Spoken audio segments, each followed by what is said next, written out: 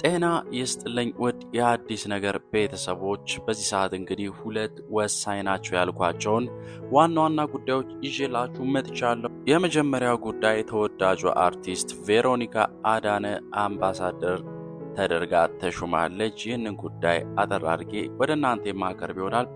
ሁለተኛውና ሌላኛው ደግሞ ሰሞኑን በማህበራዊ ሚዲያ በሰፊው መነጋገሪያ የነበረ በፊንቴክ ኢንቨስትመንት የማጭበርበር ወንጀል የተጠረጠሩ አርቲስቶች ጉዳይ ነው። ምን ተፈጠረ? ይህንንም የማሰማችሁ ይሆናል። ከኔ ጋር ቆዩ። ለቻናሉ አዲስ የሆናችሁ ይህንን ቻናል ሰብስክራይብ በማድረግ ቤተሰብ እንሆን እያልኩ ወደ ጉዳዩ ልለፍ። የመጀመሪያውን ጉዳይ ስናየው ተወዳጇ አርቲስት ቬሮኒካ አዳነ በነፃ ለሱሱ ሂዩማን ሄር አምባሳደር ሆነች።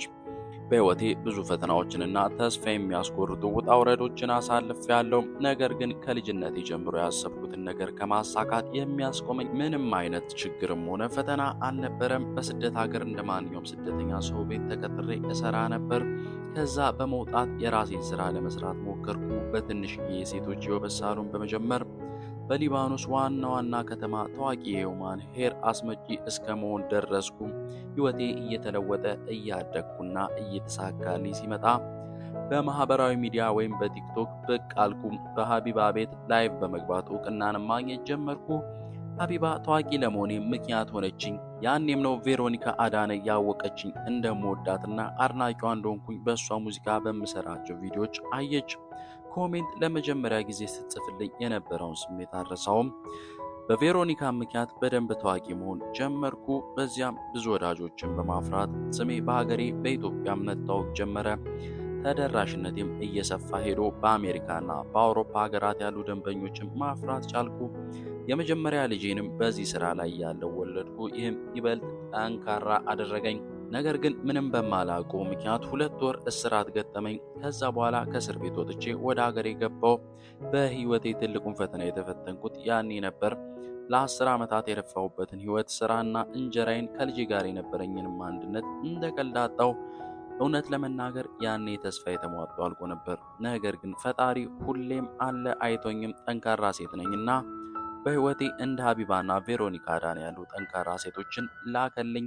ለወድቅ ስል ደገፉኝ። በሀገር ውስጥም ሆነ በውጭ ሀገር ያሉ ውድ የኢትዮጵያ ህዝቦች፣ የሚወዱኝ ሰዎች ትልቅ ድጋፍ ሆኑኝ። ከዚህ ሁሉ ውጣ ውረድ በኋላ የምወዳትና የማደንቃት አርቲስት ቬሮኒካ አዳነ በህይወቴ የማረሳው ትልቅ ውለታ ውላልኛለች። የ2 ዓመት በነፃ ያለምንም ክፍያ የሱሱ ሂዩማን ሄር አምባሳደር ነኝ ብላ ሰርፕራይዝ አደረገችኝ። ይህ የህይወቴ ትልቁ ሰርፕራይዝ ነበር። ልጄም ወደ ሀገሩ ተመለሰ። በሀቢባ በወዳጆቿና በአድናቂዎች አማካኝነትም የገንዘብ ድጋፍ ተደረገልኝ። አሁን የህይወቴ ትልቁ ምዕራፍ ላይ እገኛለሁ። የሂዩማን ሄር መሸጫዬና የውበት ሳሎኔን እዚሁ ሀገሬ ላይ ልከፍት ነው። ቬሮኒካ አዳነ የ2 ዓመት አምባሳደር ሆና በነፃ ትሰራለች። ከቻይና ሂዩማን ሄር ኩባንያ ጋርም አብሬ እየሰራው እገኛለሁ። አሁንም ማንም ሊያስቆመኝ አይችልም። ፈጣሪ ሳይደግስ አይጣላም። ከፍ እንድል ምክንያት ሆኖኛል ብላለች የሱሱ ሂዩማን ባለቤት ቬሮኒካ አዳነም እንግዲህ ለ2 ዓመት አምባሳደር ሆናታለች በነፃ። ይህ ደግሞ ለእሷ በጣም ትልቅ እድልና ቢዝነሷን ለማስፋፋት በጣም ወሳኝ ነገር እንደሆነ እንገነዘባለን።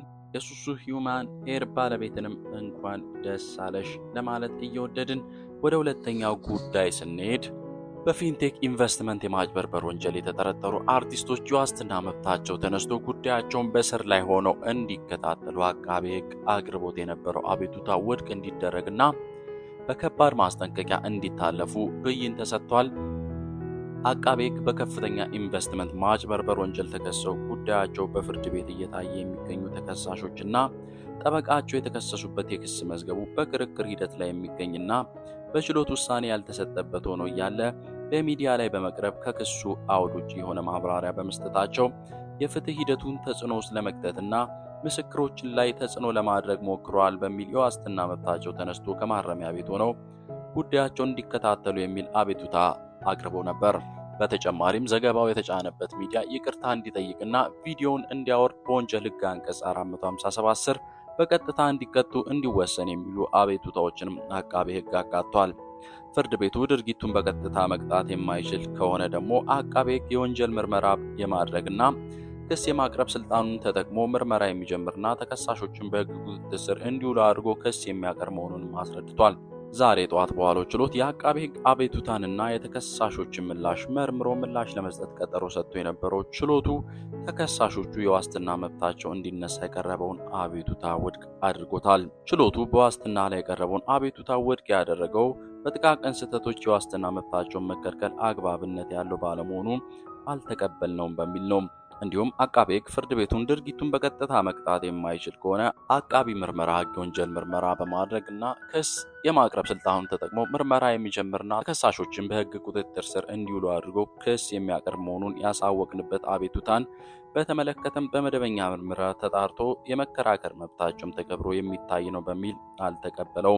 የተላለፈውን ዘገባ ይዘት በተመለከተ ግን ሕጉን ያልተከተለ አሳሳይ ዘገባ ነው ያለው ሲሆን ከተጫነበት ሚዲያ ላይ እንዲወርድና ሚዲያውም ይቅርታ እንዲጠይቅ ትዕዛዝ ተሰጥቷል።